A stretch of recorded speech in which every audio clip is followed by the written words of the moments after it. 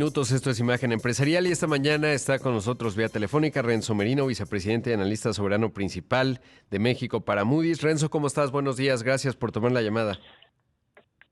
Muy buenos días, Rodrigo. Primero, saber, Renzo, que le cuentes a las personas que nos escuchan en todo el país, ¿qué implica Baa2 en el sistema de calificaciones de Moody's? Una calificación a nivel de Baa2 es una calificación que está dos peldaños dentro de lo que se considera el grado de inversión, ¿no? Es decir, una calidad crediticia moderada todavía. Claro. Revisando, veía, por ejemplo, que Perú estaba igual que México en Baa1, y bueno, pues ahora estamos abajito de ellos, o por ejemplo, igual a Panamá, ¿no? ¿Cuáles son los elementos del análisis que los llevaron a tomar la decisión de esta disminución en la calificación de México? Bueno, en el caso de México, nosotros ya traíamos una perspectiva negativa sobre la calificación anterior, es decir, en el nivel Baa1, desde hace un buen tiempo, ¿no? Y nuestra última decisión sobre la calificación había sido en abril del año pasado. Lo que hemos observado bueno, un poco más de un año es que algunas de las tendencias negativas que habíamos notado y que reflejaban esa perspectiva negativa se han mantenido. Por el lado económico vemos que las perspectivas de inversión no se han recuperado significativamente en el caso de México, y eso ha mermado la recuperación económica de la economía o de México luego de choque de la pandemia en el 2020. Esto implica que nuestra expectativa de crecimiento tanto para el año 2022 como hasta el 2024 va a ser menor a lo que veíamos en el caso de México antes de la pandemia, y también menor en comparación a otros países que tienen una calificación en la categoría AA. Claro. También por el lado fiscal vemos algunos temas relacionados a la estructura del gasto, donde ha habido un aumento en la rigidez de esta estructura, dado los compromisos que ha adquirido esta administración actual por algunas decisiones de política, como por ejemplo el apoyo a empresas estatales como Pemex, un aumento en el gasto relacionado a las pensiones. Lo que esperamos sea un aumento de los pagos de interés sobre la deuda, dado el aumento en las tasas de interés globales, entre otros.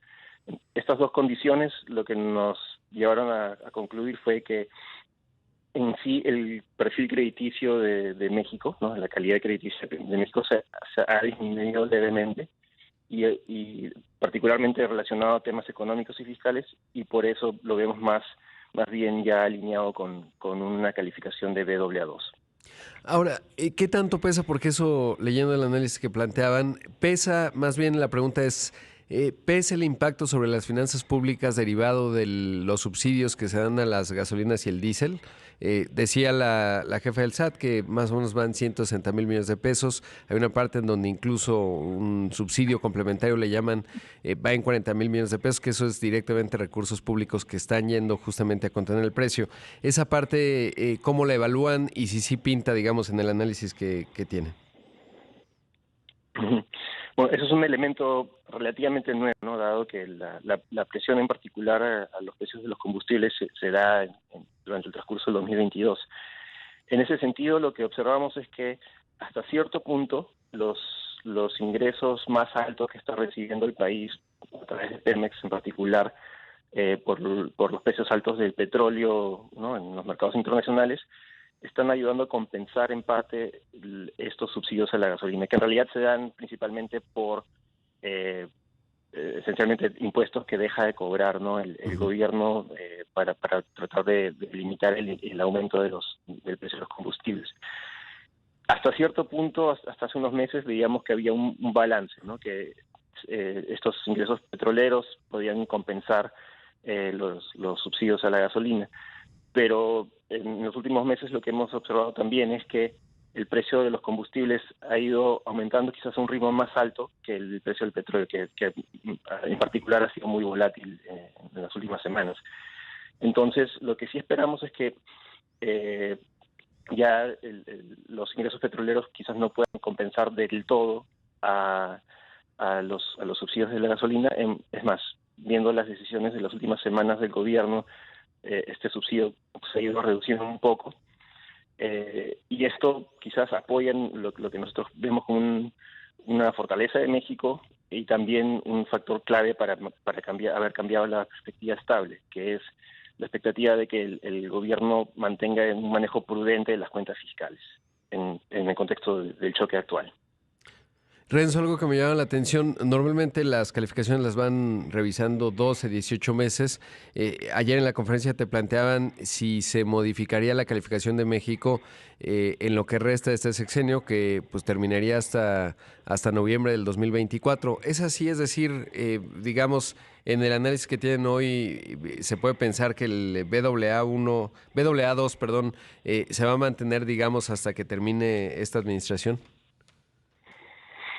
Por un lado, no podemos descartar que se vuelva a convocar un comité soberano para revisar la calificación de acá al 2024, pero a la vez lo que nosotros estamos tratando de comunicar con la perspectiva estable que tenemos sobre la calificación de BAA2 es que sí creemos de que esta calificación debe ser, digamos, resiliente, ¿no?, para el escenario base que tenemos de acá hasta el 2024.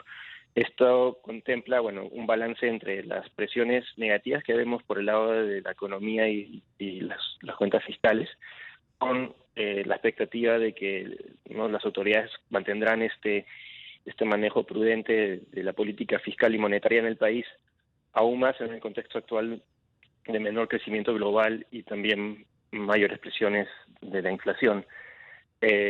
Obviamente, siempre pueden haber choques inesperados que pueden crearse otra volatilidad, pero en este caso nuestra expectativa sería que las autoridades continúen con este manejo que se le ha dado a la macroeconomía. Claro. Y en el escenario base, digamos, existe el margen en términos de una recesión en Estados Unidos, que ha sido uno de los temas que más se ha discutido y van ahí planteando porcentajes.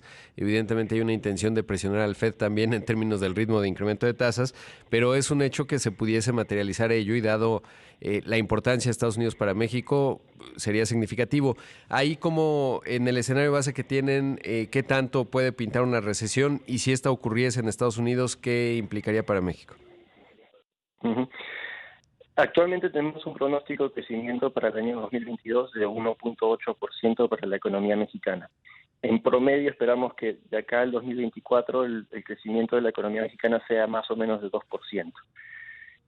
En caso hubiese una recesión en los Estados Unidos, creemos que es muy probable que la economía mexicana se vea afectada, particularmente por el canal de las exportaciones, aunque también podría afectar un poco el flujo de las remesas. En ese caso es posible que el crecimiento de México sea menor a lo que nosotros esperamos, pero creemos que en el nivel de BAA2 el perfil crediticio sería resiliente a una desaceleración de la economía americana. Claro, qué importante eso que mencionas. Y sobre todo ahí a lo mejor lo que se modifica es dependiendo obviamente cómo se va dando la gestión de un escenario así, la perspectiva, ¿no? A lo mejor pasa de estable a negativa o algo por el estilo.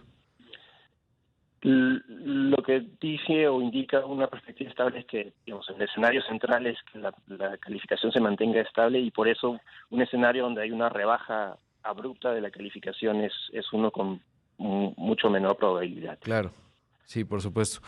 Pues Renzo, te agradezco mucho la entrevista, siempre obviamente pendientes de los análisis que hace Moody's. No te pregunto obviamente de Pemex porque sé que están muy especializados y tú te encargas junto con un equipo amplio del análisis del soberano, es decir, de México en su conjunto, pero te agradezco mucho la entrevista.